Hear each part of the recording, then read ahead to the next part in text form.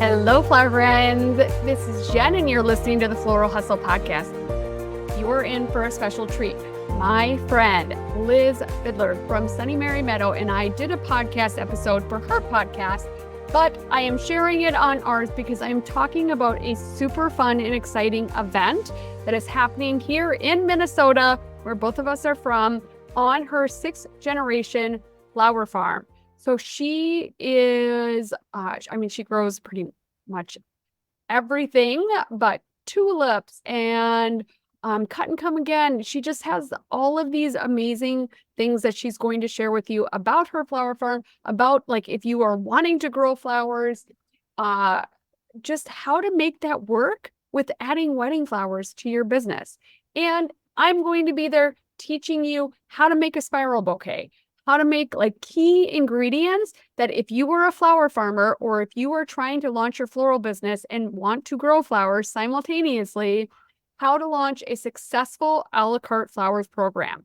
This is something that is an easy way for you to dip your toe into the wedding flower industry with less pressure, less stress, and more beauty because you are growing what you want. You are making it very easy from a selection standpoint and execution with your interaction with clients.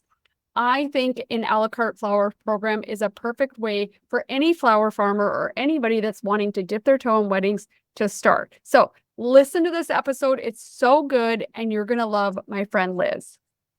Hello, and welcome back to another episode of the Sunny Mary Meadow podcast. I am your host, Liz Fiedler, and today I have got my friend Jeni from the Floral Hustle podcast, and we are going to talk about something that is incredibly requested and needed, and it's called Farmer Florist Boot Camp that we are hosting. So Jeni, thank you. I am so excited to be here and talk about this because I'm so excited for this workshop. It's going to be so fun, and everybody's going to leave with tools that are actionable and ready to really propel their business forward. So yay, let's talk about it. Yes. So Jeni and I first met, I went to one of her workshops last fall, and we kind of realized that we are living this like parallel universe that sometimes crosses. We're both just like, love what we do. I love the flower farming. She loves all things floral design, and we cross paths a lot. And we both have podcasts, and we both just identified a gap in the need for education and consistent support. And I wouldn't even just say education, because that seems so like lecturing, like I'm the expert, but it's, you have your floral CEO mastermind. Yep. And we just, and I have a course, the Florist Foundations course. And I grow flowers too. Yeah. So I've been planting plugs and tubers and all these things, and can't wait for this rain to subside so I can get the rest planted.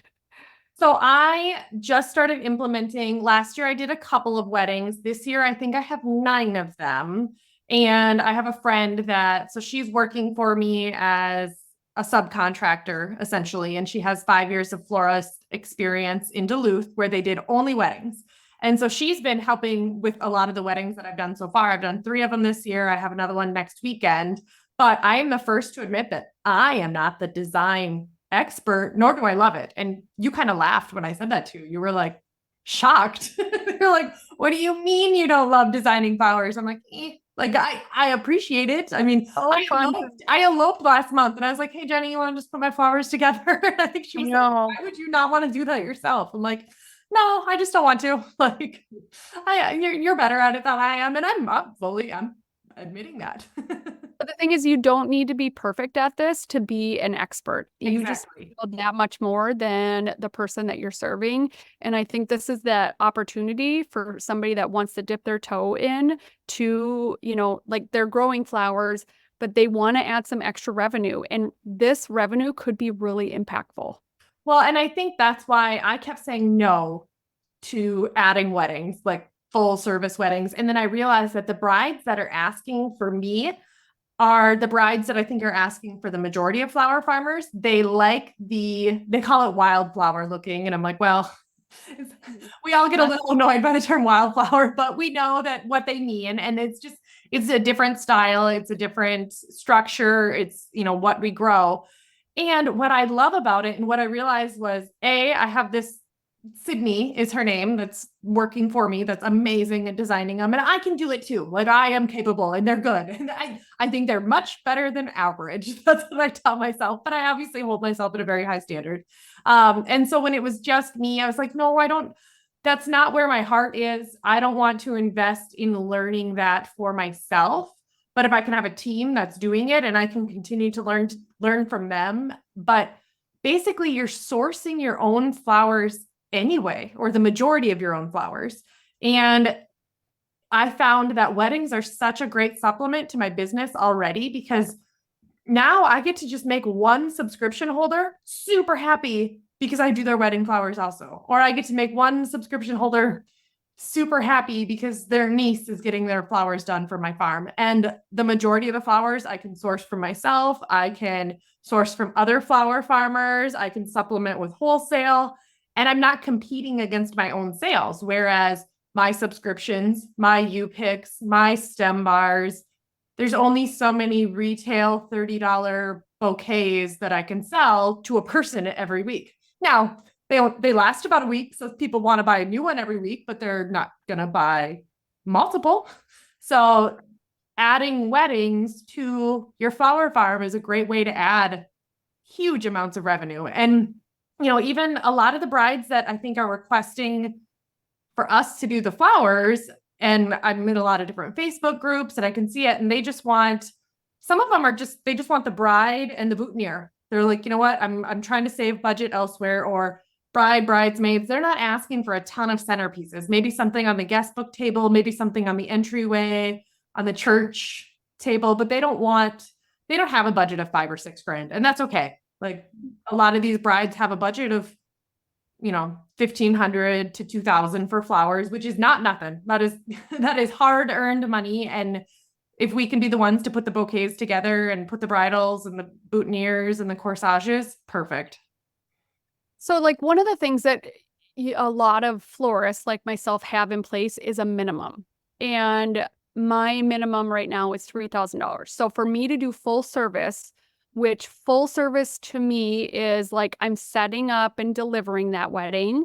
I'm potentially having to tear it down. They might be using some of my rentals, but where everybody else that's under that mark, because I still want to be able to serve that client, especially as I've been a florist for a long time. I have a lot of referrals. I've done 1,700 weddings now. And I want to be able, when I get that referral, to not say, I can't serve you because you're under your budget. So that's when a la carte flowers is such a great tool to help serve that client that's under my minimum. But for a flower farmer, this is a way for you to integrate this and make this process so simple, because you're planting, you're pulling, you're, processing, doing all these things. So this process also needs to be super simple. And we're going to walk through that in the boot camp about how you can make this process so simple that you're not having hour-long consultations, because that is not a time-effective use for you to be investing that without making some serious money. So I don't do consultations on my, a la carte weddings. I have a full online shopping cart. I have a brochure. All of these things we're going to talk through in the boot camp, because I want this to be so simple for people to add this revenue source and not be stressed out. And I don't know how you handle your a la carte flowers, but I don't want to spend time meeting with somebody that's going to spend $500 to $1,000. And normally that is totally understandable if you explain it in the right way. Yeah. And I think, so last year I did 2 weddings last year, and then I started meeting for a couple of the weddings that are this year, and they are yet to come, and they know they're going to be so excited. They're going to be so happy. But it was like emails back and forth. I'm like, what do you like about this? And they sent me their Pinterest. I'm like, okay, no, we can't, this isn't going to work. Like I spent 10 hours on these weddings that I haven't even done yet. And I was like, nope, we need a better streamline. We need a better process. And for me, and I think people get nervous about like, how do I price this? How do I do this? We're going to cover all of that, because sometimes people don't understand that their flowers are not, that their flowers are worth the same, if not more, if not definitely more than when you buy from a wholesaler. And Just so because you do it doesn't mean it's worth less. exactly. It doesn't mean you did it for free. It doesn't mean you did it, in no time. And oftentimes, like my Lysianthus, my ranunculus, my florists that buy them, they're like, yours are better. Your snapdragons, they're already stripped. The stems are stripped and ready. And I know every single stem is going to be beautiful. So you have done 1,700 weddings. That is insane. I think that that is exactly what I talk about in, my peddling perishable products courses, any of the consultations that I do. How did you become an expert? Well, experience. And you probably made a lot of mistakes along the way. You probably learned a lot of things along the way. And so I think that, just learning how to have those conversations, there's probably not much you haven't seen. There's probably not much. And honestly, when it comes to weddings, a lot of it is that wow. And we talked about it earlier, say my subscriptions are 10 bouquets. If the first week it's a little rusty because people didn't quite know where they were supposed to pick up, or they forgot, or come to find out that the amaranth wasn't processed right and that wilted and the rest of it was fine, or, by the end of the season and every year I get a little bit better and my customers know that.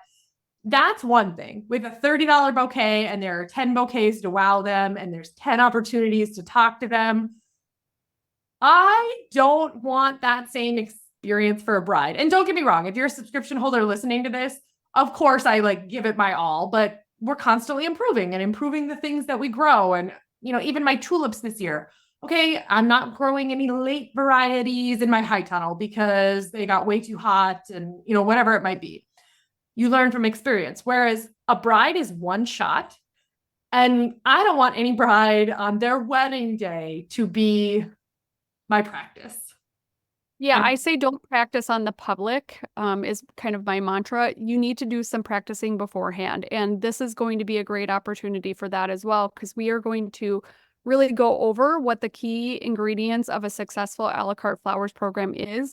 And we're going to make them. So we're going to make a bridal bouquet with a spiral technique. The spiral technique is something that most florists struggle with. And it is a way to make easy bridal bouquets, easy bridesmaid bouquets, but have a skinny handle. I've seen so many that the bride is holding onto this bowling ball because all these stems are all over. And honestly, that's hard if you're holding your bouquet for hours on end, taking photos.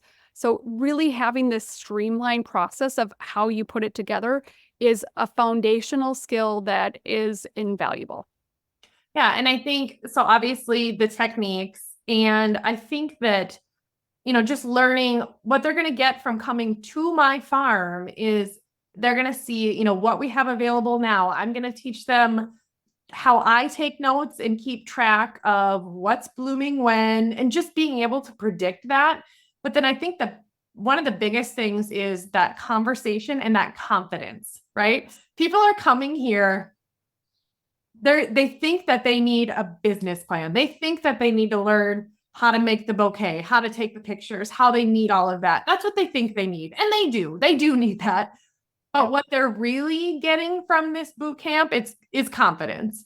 And that role play part where, I think that I've had it already. There was a bride last year that kept showing me pictures of calla lilies and pictures of roses and pictures of baby's breath. And I'm like, that there's other flowers out there, right? Do you want something? And if that's what you want, then go to the traditional florist. If you want Lysianthus and ranunculus and Queen Anne's lace and, come here. Yep, exactly. If you want dahlias and if you want, let's come here and chat. Yeah, I think I actually just did a podcast episode that said confidence equals cash. And confidence when you're talking to somebody is going to help you close that sale. And if you have hey, I don't know, I'll try, that is going to sink that sale. And you need to be able to come into that conversation, make recommendations, because you've played a little bit. You've got the experience from coming to boot camp. You've actually went, and I don't care if you go to Trader Joe's, go practice making a bridal bouquet. Go practice making a bridesmaid. Go practice making a boutonniere. Stop practicing on the public before you're ready. Like just go and, if it's somebody that's your friend and they're like not super picky and they're just like, whatever you make is going to be beautiful, like you did, but you knew it was going to be beautiful. Like that's an opportunity to be like, yep, I'm going to practice. But you're going to be acquiring a new skill, and that skill requires investment.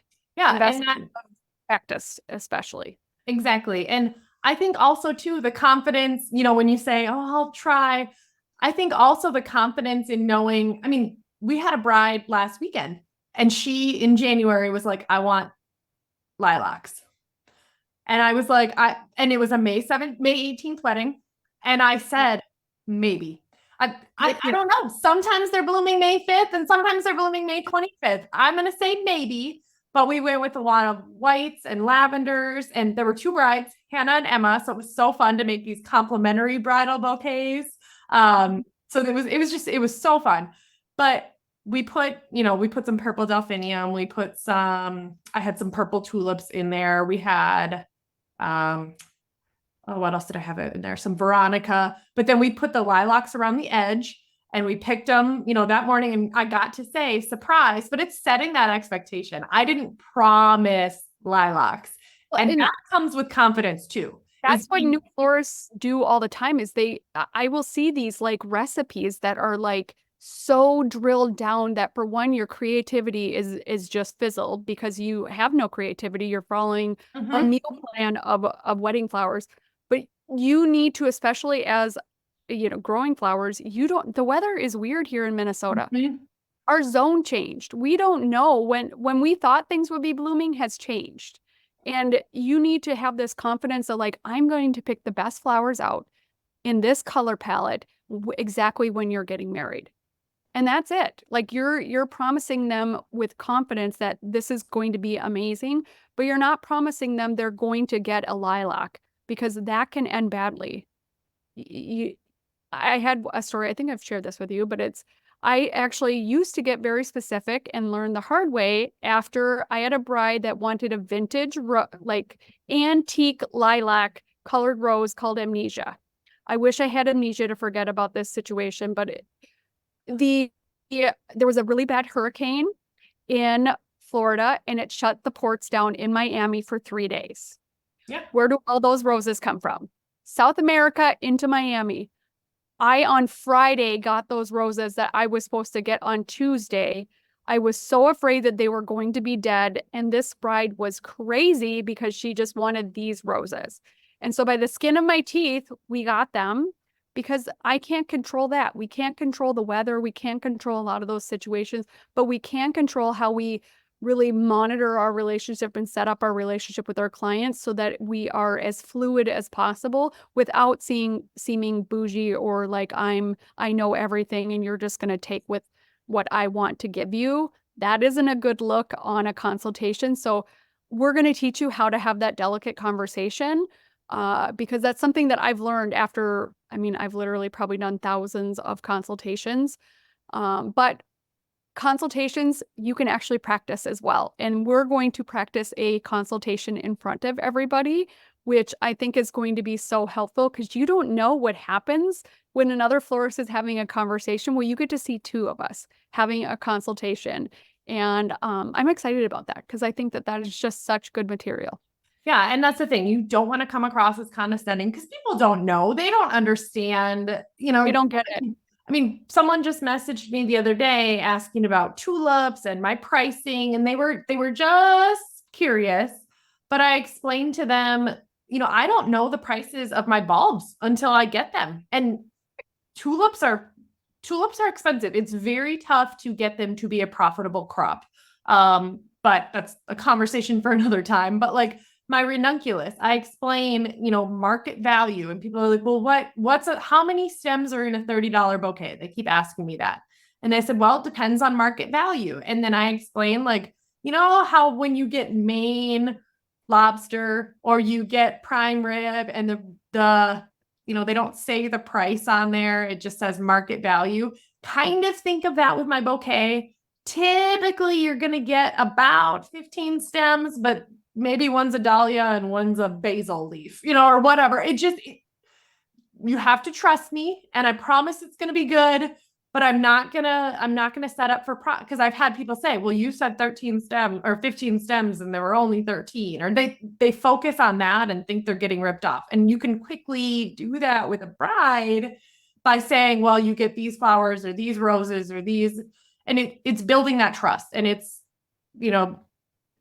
I think that for us as flower farmers, we're going to have to figure out what things are growing, what recipes loosely to follow, and then, but pricing it out, I mean, that kills you too. So I did it last fall for that wedding that I did for my friend, and I mean, it was centerpieces everywhere with so many flowers. And I sat down just as an exercise, like I knew what I was going to charge her, and I knew it was going to be a lot of my own flowers, but I mean, we're talking, I did 50 compotes. Like it was enormous. It was so pretty. I mean, people still, I got 3 consultations for this year because of that. Or I got 3 brides. I have 3 September brides, and they're all at that wedding. But I sat down and I every single stem calculated it out, calculated the recipe. And I think, with the a la carte program, the bride is coming to us because they are on a budget. We can't say, hey, your bouquet turned out to be $400 actually. Like, nope. If we quote them $250, it has to be $250. And so I think learning how to do that and work backwards is what's going to be huge too. Yeah, I was just on a coaching call with a client, and we were talking through that, because a lot of people are like thinking, I need to think specific bloom choices, and that bloom choice is going to cost this, which makes this cost that. Well, when you have a la carte flowers, it's pre-priced and you're filling that order within a color palette. So I like to build budgets. So if you have a $200 bouquet, if you are operating on a 3 times markup and 25% labor, that means you have about $50 to spend to make that bridal bouquet.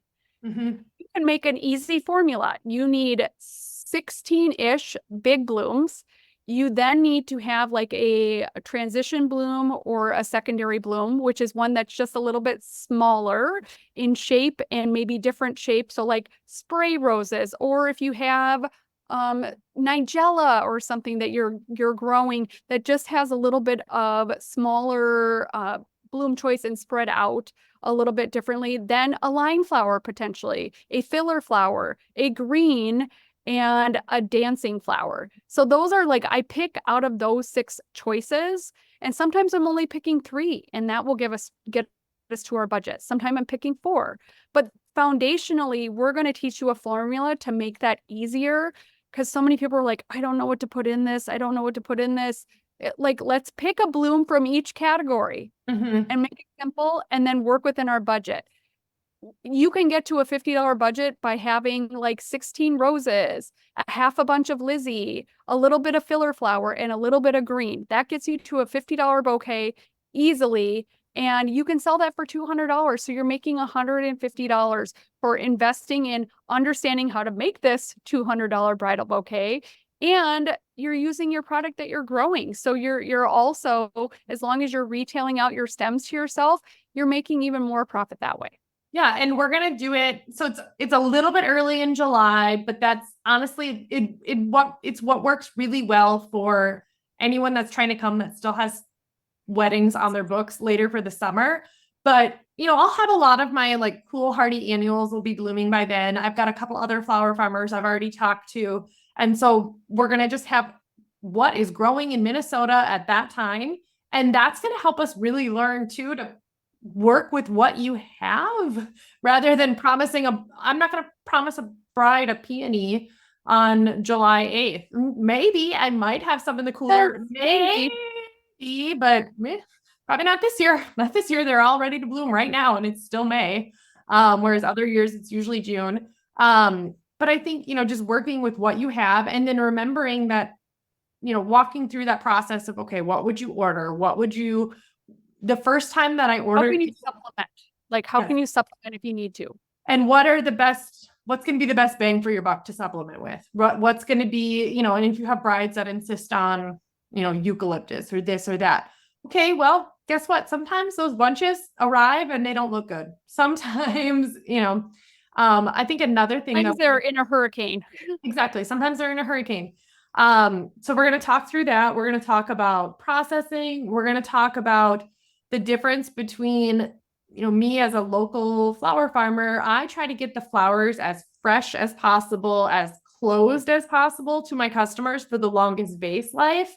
Event work, it's an entirely different beast. I did that this spring. All of a sudden I realized it was Thursday and I needed flowers for an event for some centerpieces on Saturday. And my tulips were on the bulb in my cooler closed. Oh crap. Okay, let's get some hot water. Let's put them in a sunny window. They turned out fine, but those are not things that I normally think of. But you still don't want to compromise the vase life. Right. Well, that's a thing that I think we should talk about because you have a contract I at least have a contract with anybody who is not a la carte. I have terms of service on my website so people can check out and they agree to those terms of service, which are basically like, these flowers are guaranteed to be good that day.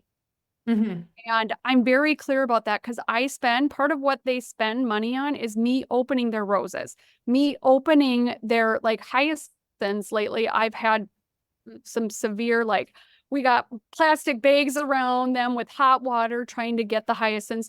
You're paying me to open your flowers. And that means that they're not going to last a week, 2 weeks. And especially if you're using flower foam, that potentially is going to cut down on that life of that flower even more. So being clear that these aren't for base life. These are for the wedding is something that also we'll talk through. Yeah. And I think just expectations any customer whatsoever, when you know the expectations, you can be so much happier, so much, just how to set that out, without, caveats of like, hey, heads up, they're going to die after a day. No. Presentation matters. That's not how we word that. It's just in my contract that says that they're guaranteed for the day of the event.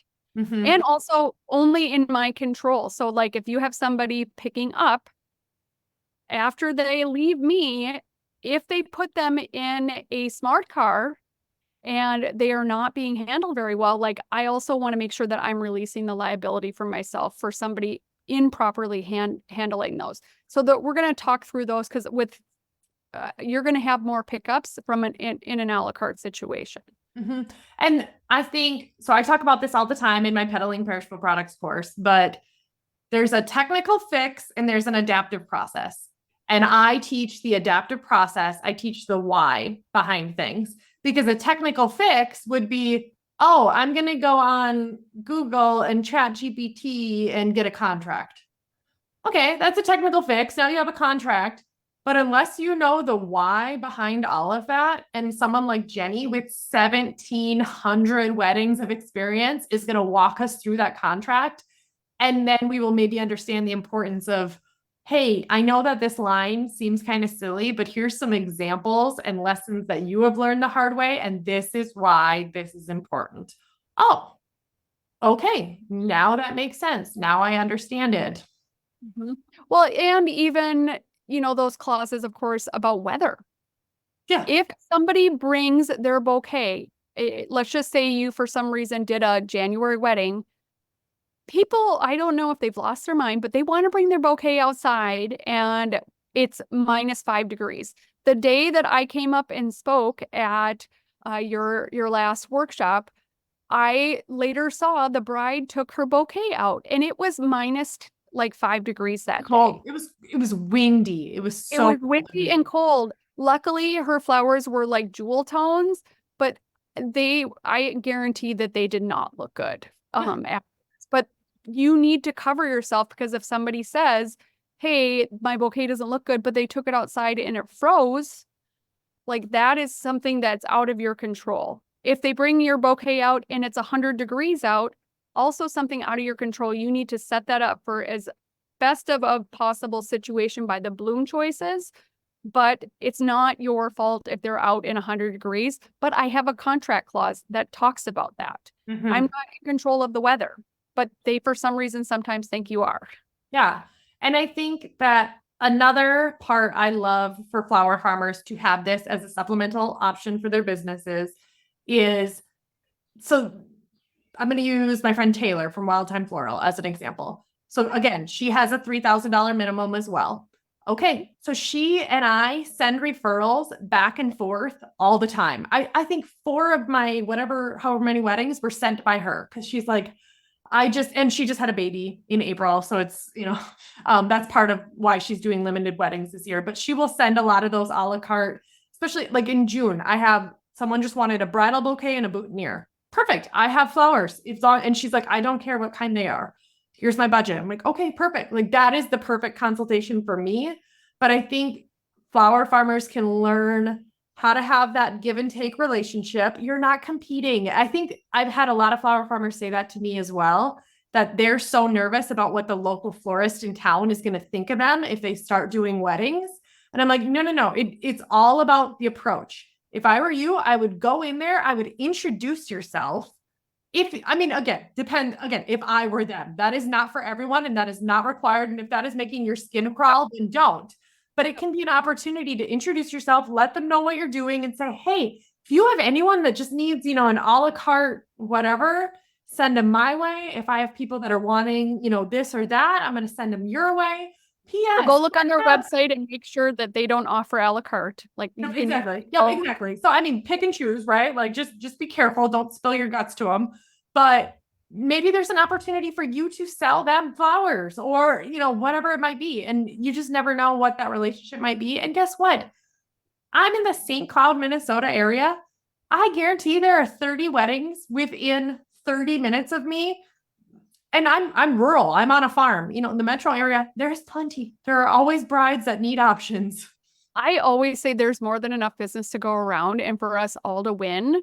But that is a hard concept for so many florists to wrap their head around. And so don't act like you are their adversary. Like make this like you're helping. It's a surprising thing to me.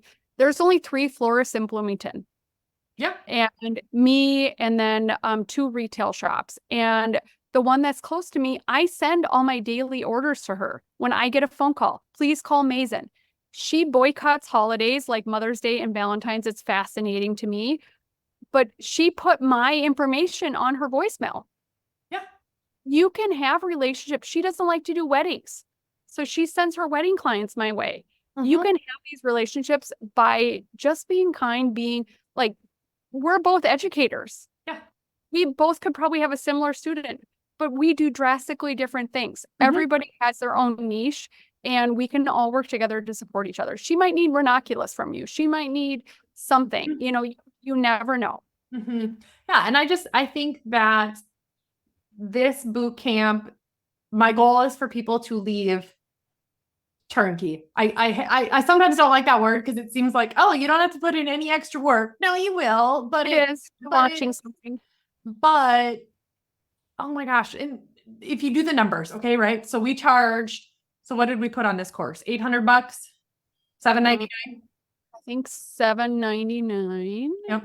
And we didn't come up with that number lightly. We went back and forth a lot, trying to decide what to charge, trying to decide what to do. What is the value? What is, what are our costs associated with it? And what is the value for the students? But ultimately, one wedding, you're going to make that up and then some. If you do 5 weddings in a summer, like boom. Well, and what you're going to learn from a farming perspective too will be exactly loaded. So let's talk about the who's, the what's, the where's, the when's, all that fun stuff. Yes. So my farm is located just 7 miles north of St. Joe. We're doing it on Monday and Tuesday, July 8th and 9th. We're having it start at 10 a.m. So that way, if there's travel time, you can stay at a hotel in St. Cloud that night if you want to. Otherwise, St. Cloud I feel like it's an hour from everywhere. Yep. And then, so day 1, we're going to do the fundamentals of bridal consultations. So like we said, how to set expectations, communicate the needs of the brides, role playing. And then we're going to talk about the administrative side. So contracts, pricing, all of those things. And then we're going to really dive into the hands-on techniques that afternoon. And then the next day, morning 2 will just be, we're going to wrap it up shortly after lunch, day 2, but it'll be just the harvesting, processing, storing local flowers, what flowers to grow, seeing a flower farm that cranks out 5,000 bouquets. I'm going to show you guys the process of which I make my 50 subscription bouquets in roughly 3 hours, which that's not necessarily wedding related, but at the same time, like all of these skills, all of the ships sing, or all of the ships rise when the tide rises. And then we're going to also talk about just the execution of that wedding day. Me personally, I don't do a lot of setup or delivery with my weddings because that's how I've decided to structure things. But definitely could be a way to those brides that are on the fence, how to, you know, some people are not going to How hire. to do full service. We could talk about how to do full service. Yep. Yeah. And then the link will be in the show notes for somebody to find. And yeah, I think that this is going to be so fun. And I hope some of your friends and some of my flower friends can join. Exactly. Sounds good. And if you guys have questions, feel free to reach out. Our contact info is in there, but I do think this is going to fill up pretty quick. Yeah, I think so too. So, all right. Anything else you want to add, Jeni? I'm just excited to do something with you at this level. I think it's going to be amazing. And this is going to be such a unique, I mean, and I've seen courses or like workshops like this from other flower farmers that are also florists. And I mean, these are this is a steal. Pricing. This is a deal.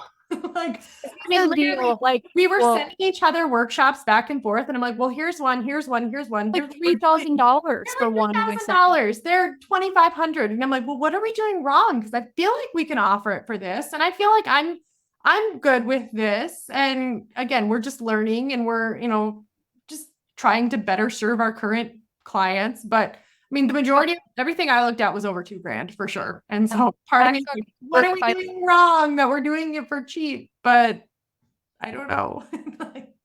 I think it's going to be great. So I hope you guys can join us.